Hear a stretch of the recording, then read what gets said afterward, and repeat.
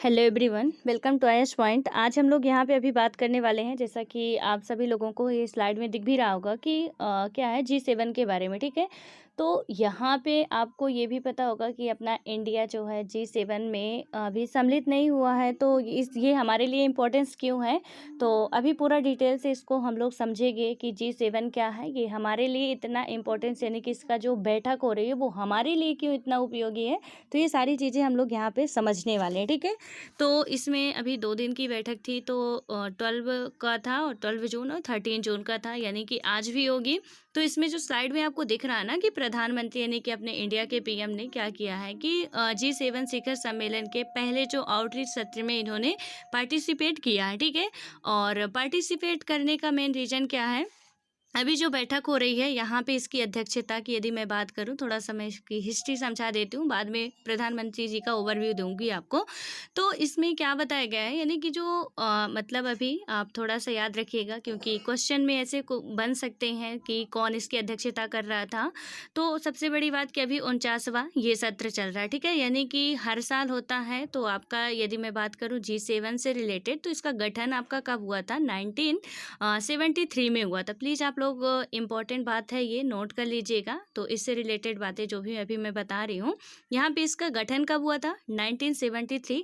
उस टाइम पे कितने यहाँ पे कंट्रियाँ थी, तो टोटल 6 कंट्रियाँ ही थी। ठीक है, और इसमें से कनाडा को जो है वो बाद में ऐड किया गया था। 1976 में कनाडा जो 7वां बना था, यानी कि G7 बना था। ठीक है, पहले G6 ही था, बाद में G7 बना।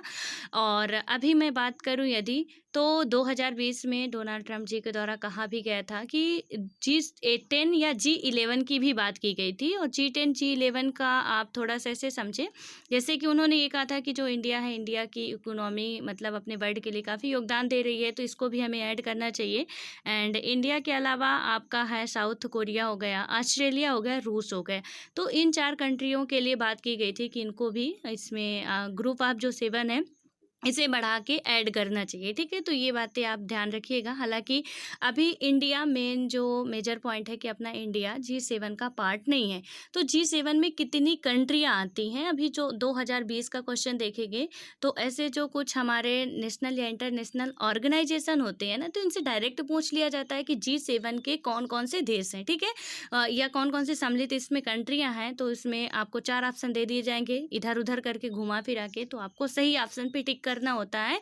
तो इसमें से प्लीज़ ये कंट्रियों का भी नाम आप याद रखिएगा, यहाँ पे आप नोट कर लीजिए कि G7 में कौन कौन सी कंट्रियाँ भी हैं वर्तमान समय तक। तो USA है पहली कंट्री, देन आपकी सेकंड आती है यहाँ पे फ्रांस आती है। उसके बाद मैं बात करूँ तो यूनाइटेड किंगडम जो तीसरी कंट्री है, UK। ठीक है, उसके बाद आता है आपका कनाडा चौथा, और इटली पाँचवा, जर्मनी छठवां, और जापान सातवां। ठीक है, और कनाडा मैंने आपको बताया कि कब जोड़ा गया था, 1976 में जोड़ा गया था। और पहले तो ये 3 ही मतलब 6 ही थे कंट्री, और उसके बाद कनाडा को भी ऐड कर दिया गया। और यदि यहाँ पे आपके माइंड में उठे कि ये G7 का गठन क्यों किया गया था, तो हुआ क्या था ना यहाँ पे कि थोड़ा सा प्रॉब्लम्स आ गई थी, किसको लेके, तेल संकट और वैश्विक आर्थिक जो मंदी थी, इसकी वजह से 1973 में ग्रुप ऑफ 7 का गठन किया गया। लेकिन ग्रुप ऑफ 7 आप नहीं कह सकते हो, 1973 में ग्रुप ऑफ 6 ही था। ठीक है, यानी कि G6 कह सकते थे, क्योंकि कनाडा बाद में ऐड किया गया। लेकिन अब आप G7 की ही बात करेंगे। तो जब भी कभी आए कि ये क्यों, हालांकि ऐसा पूछा नहीं जाएगा, बट आपके माइंड में हो सकता है कि इतनी उत्सुकता बनी रहे कि क्यों किया गया था।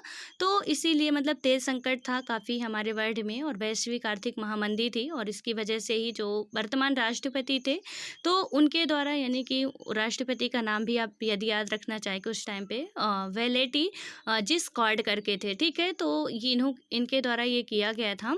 और अभी अब आते हैं वर्तमान में, जो कि मोदी जी इसमें पार्टिसिपेट कर रहे हैं।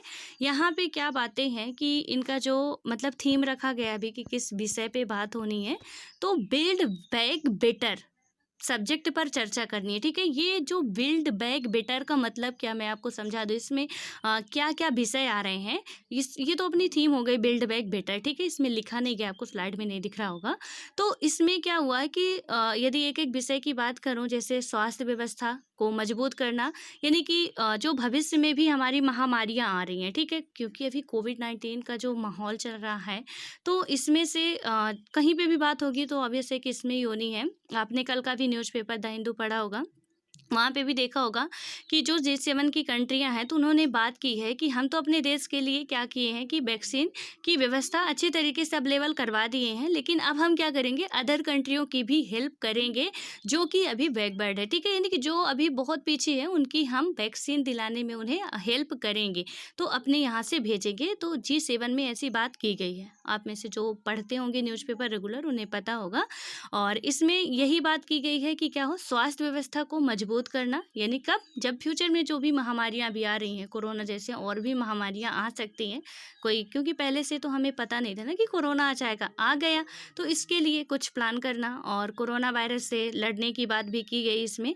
देन इसमें क्या होता है कि मुक्ति और निष्पक्ष व्यापार का समर्थन करके क्या हुआ कि भविष्य की समृद्धि को बढ़ावा देने की भी बात की गई है, ठीक है।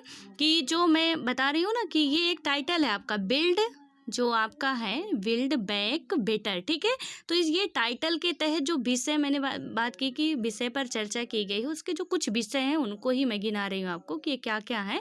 और एक जलवायु परिवर्तन के बारे में इससे भी निपटने की बात की गई है, और ग्रह की जैव विविधता का संरक्षण करना भी यहाँ पे इन विषयों पे चर्चा की गई है, ठीक है। तो इनमें से जो मोदी जी का ओवरव्यू है, उन्होंने जो कल की बैठक का आउटरीच दिया कि क्या कैसे हैं, तो इसको थोड़ा सा देख लेते हैं कि अपने देश के प्रधानमंत्री जी क्या क्या कहे, और हमारे लिए भी काफ़ी इम्पोर्टेंस है। यहाँ पे उन्होंने क्या कहा कि बिल्डिंग बैंक स्ट्रॉन्गर हेल्थ, यानी कि शीर्षक से क्या होता है कि युक्त ये सत्र कोरोना वायरस महामारी के वैश्विक निजात और भविष्य की महामारियों के खिलाफ महत्वपूर्ण दृष्टिकोण को मजबूत बनाने पर केंद्रित है, और ये मैं आपको पहले ही समझा चुकी हूँ।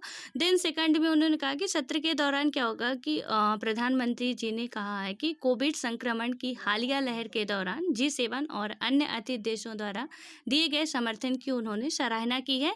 और समर्थन क्या दिया है, मैंने अभी आपको जो बताया कि जो G7 कंट्रियां हैं, उन्होंने कहा है कि हम क्या करेंगे कि जो अदर कंट्रियां हैं जहां पे अभी वैक्सीन की सुविधाएं अवेलेबल नहीं हो पाई हैं, तो उनको हम प्रोवाइड कराएंगे, ठीक है। तो सारी कंट्रियां मिलके, जितनी भी 7 कंट्रियां हैं, चाहे फिर USA का इसमें मतलब ज़्यादा संख्या में USA ही दान देने वाली है।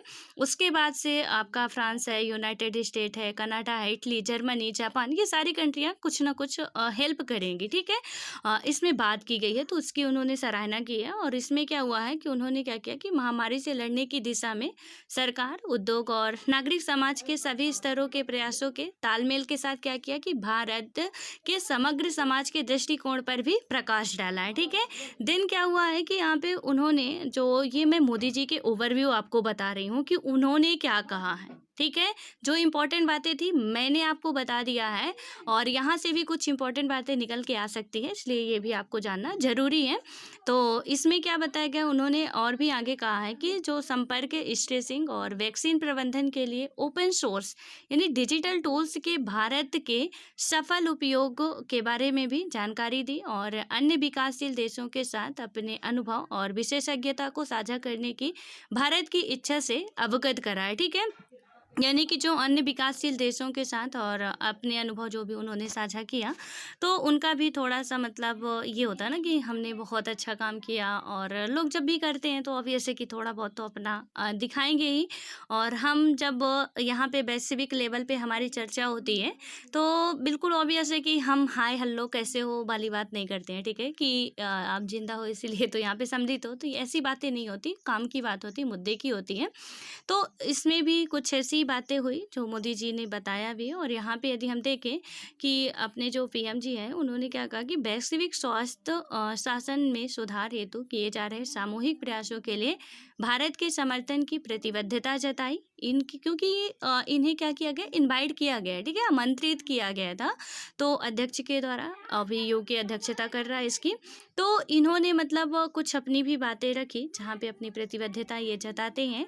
और उन्होंने कोविड संबंधित प्रौद्योगिकियों पर TRIPS छूट देने के लिए क्या कहा यहाँ पे, कि छूट के लिए भारत और दक्षिण अफ्रीका पर WTO के प्रस्तावित प्रस्ताव पर G7 का समर्थन मांगा है, ठीक है। कि यहाँ पे ये बहुत इंपॉर्टेंट बात है कि इसमें क्या किया गया है कि प्रौद्योगिकियों पर TRIPS छूट के लिए उन्होंने क्या कहा, भारत और दक्षिण अफ्रीका द्वारा क्या मांग की गई है, क्योंकि दक्षिण अफ्रीका भी यहाँ पे अभी सम्मिलित तो नहीं हुआ था, दक्षिण कोरिया इसमें है।